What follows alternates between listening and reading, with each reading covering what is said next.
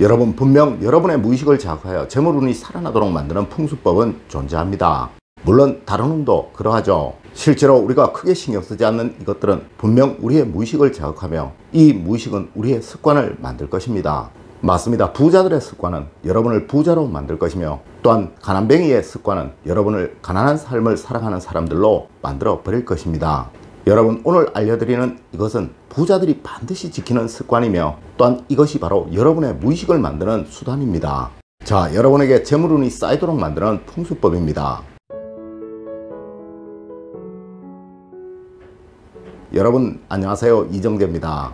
얼마 전에 제 댓글에 중소기업에 다니는 한 젊은이가 자신의 고충에 관해 글을 올려놓은 것을 보고 참 마음이 아팠습니다. 200충이니 300충이니 하는 소리를 듣게 될 자신의 아이가 걱정이 되어 결혼 생각을 선뜻 할 수 없다는 그 대목이 유독 그러하였는데요. 한 가지 확실한 것은 인생은 먼 마라톤이며 처음부터 부자였던 사람은 없으며, 수많은 경험과 능력, 자기개발 속에 그들은 그들의 부를 만들었다는 그 사실이에요. 물론 누가 부자가 되고 싶지 않은 사람이 있겠습니까? 하지만 행동하느냐 생각 속에 그치느냐가 바로 여러분의 미래를 결정지으며, 이 행동 역시 의식적인 것보다 스스로도 모르게 무의식적으로 행해지는 것들이 여러분의 평판을 만들게 되며, 또한 여러분의 습관을 만들게 되며, 이것이 바로 여러분의 미래를 만들어내게 되는 것입니다. 네, 물론 이것이 바로 풍수이고 말이죠.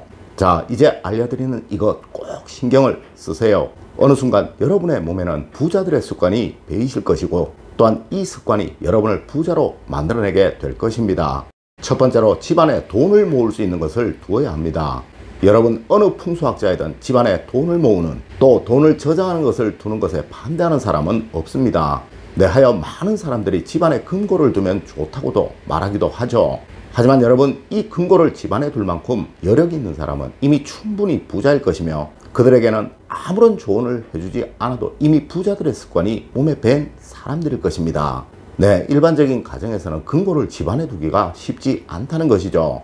네, 하여 저는 저금통을 많이 추천해 드립니다. 네, 자녀들의 방에는 자녀들이 좋아할 만한 것으로, 여러분의 방에는 여러분의 취향에 맞는 것으로 말이죠. 여러분, 돈을 모으는 것은 습관이며 또한 쉽게 변하지 않을 버릇입니다. 네, 하여 낭비벽이 있는 사람들은 절대 돈을 모으기가 쉽지 않으며, 또한 부자가 되기 어렵다는 것이죠.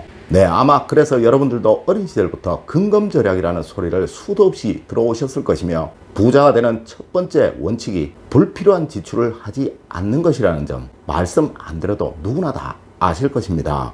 네, 물론 또 누군가 이런 말씀 하실 거예요. 어느 기업인의 자식은 수천만 원짜리 가방을 들고 다닌다느니, 어느 연예인은 몇 억짜리 차를 타고 다닌다느니 하는 이야기 말이에요. 여러분, 그들에게 1억, 2억이라는 돈은 여러분에게 만원, 2만원의 가치밖에 없을 만큼 그들은 이미 충분히 부자입니다. 네, 부자가 돈을 많이 쓰는 것이 문제가 아니라 부자가 아니면서 낭비를 하는 것이 문제이며, 이들은 절대 부자가 될 수 없다는 것이죠. 네, 하여 저는 항상 자녀들의 방에 돼지 저금통을 두라고 조언을 해드리고 있는 것이며, 부부들의 방에는 그들만의 저금통을 꼭 두시라고 말씀을 드리는 거예요. 네, 이 저금통에 조금씩 돈을 넣으시면서 여러분들은 돈이 모이는 그 기쁨을 맛보실 수 있을 것이며, 이 작은 습관들이 여러분에게 절약하는 습관을 심어주게 될 것이며, 이것이 여러분을 어느 순간 작은 부자로, 또 어느 순간 큰 부자로 만들어내게 될 것입니다. 두 번째로, 식탁에는 가능하면 다른 것을 올려두지 말아야 합니다. 여러분, 우리 조상님들은 정말 식복을 중요하게 생각을 하셨습니다. 네, 하여 이 밥상은 재물운이 살아나는 것이라고 하셔서 절대 함부로 하는 것이 아니라고 하셨고, 하물며 이 밥상에 모서리에 앉는 것조차 거르셨습니다. 물론 이 밥상은 현대에는 식탁으로 치환이 되어야 하겠죠. 네, 하여 여러분, 절대 식탁 가운데는 그 무엇이든 두지 마십시오. 물론 모서리에 지갑이나 열쇠 이런 것을 잠시간 두는 것은 아무런 문제가 될 것이 없으나, 가방이나 옷들을 장시간 올려두지는 마십시오. 아마 여러분들도 TV에서 고급 아파트들을 많이 보실 것입니다. 네, 정말 깨끗하죠. 여러분, 절대 무엇이든 장시간 식탁에 올려놓지는 마세요. 세 번째로, 지갑 속에는 돈보다 목표를 넣는 것이 중요합니다. 네, 정말 많은 분들이 지갑하면 꼭 돈에만 신경을 쓰시더라고요. 돈을 정리해서 넣으라느니, 순서대로 넣으라느니 하면서 말입니다. 여러분, 이 돈들은 써야 할 돈입니다. 물론 모아야 할 돈이라면 이를 정리하고 또 소중히 여기는 것 맞습니다. 하지만 지출을 하기 위해서 가지고 다니는 돈은 이러함이 아무런 의미가 없는 거예요. 네, 그냥 편리하게만 보관을 하시면 된다는 것이죠. 여러분, 저는 돈을 이렇게 주머니에 넣고 다닙니다. 이렇게 주머니에 넣고 다닙니다. 여러분, 제가 풍수를 몰라서 이러할까요? 대신 제 지갑 안에는 저의 목표가 들어있으며 저의 추억이 들어있으며 저의 삶이 들어있습니다. 네, 반드시 여러분의 지갑 안에는 여러분의 목표를 보관을 하셔야 하는 거예요. 틀림없이 여러분은 이 지갑을 여실 때마다 그 목표를 보시게 될 것이며 어느 순간 이 목표를 향해 전진해 가고 있는 여러분을 발견하시게 될 것입니다. 여러분, 그냥 쉽게 종이에 여러분이 꼭 가지고 싶으신 것, 반드시 소유를 하고 싶으신 것, 또한 반드시 이루고 싶으신 것을 적으시고 이것을 지갑에 넣어 다니세요. 네 번째로, 쌀통은 절대 다 채우시면 안 됩니다.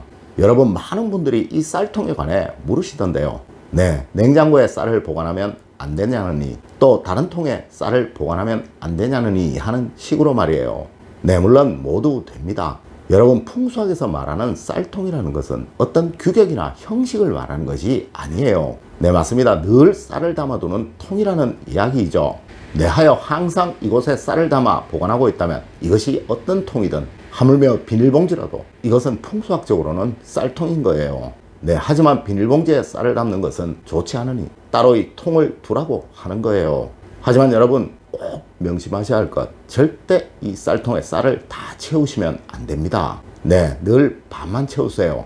여러분, 우리 오행학은 반드시 모든 것이 다 차면 비게 되고 또 비게 되면 다시 차게 된다는 것을 기본 원리로 삼고 있습니다. 네, 하여 늘 쌀통을 꽉 채워두게 되면 여러분의 집은 가난해지게 되는 것입니다. 맞습니다. 하여 늘 반만 채우세요. 여러분, 그래야 재물운이 계속 쌓이게 되고 계속 모이게 되는 거예요. 여러분, 우리 조상님들은 항상 쌀 항아리에 한쪽에 작은 주먹만큼의 구멍을 내어서 쌀을 담아 두셨었다는 점 꼭 명심하시길 부탁드립니다. 다섯 번째로, 집은 알 수 있도록 되어 있어야 합니다. 여러분, 이는 바로 정리정돈을 말하는 거예요. 네, 내 집 안에 있는 물건은 어디에 있는지 알아야 하며 또한 모든 물건들이 항상 제자리에 있어야 하는 거예요. 예를 들어 손톱깎이 하나를 찾기 위해서도 온 집안을 다 뒤져야 하는 집, 조미료를 찾기 위해 늘 헤매는 집에서 이것을 보고 자란 아이들이 논리적이며 체계적이기를 기대하기는 참 어려울 것이며, 이 아이들이 학교에서 사회에서 논리적이고 체계적인 면에서 타인들과 경쟁하여 이기기를 기대하는 것은 참 어려울 것입니다. 물론 이는 어른 역시 그러하겠죠. 여러분, 꼭 명심하셔야 합니다. 사람의 모든 행위는 나도 모르는 습관에 의해 만들어지며 이 습관이 좋은 습관이냐 그렇지 않느냐에 의해서 인생의 모든 성패가 결정되게 된다는 그 사실을 말입니다. 여러분, 오늘은 여러분의 가정을 부자로 만들어줄 풍수법에 관해 알려드렸습니다. 꼭 명심하셔서 여러분의 가정을 늘 행복이 가득한 가정으로 만들어 가시길 기원드리겠습니다. 늘 올바른 학문과 올바른 지식을 여러분들께 전하도록 노력하겠습니다. 여러분, 긴 시간 감사드립니다. 감사합니다.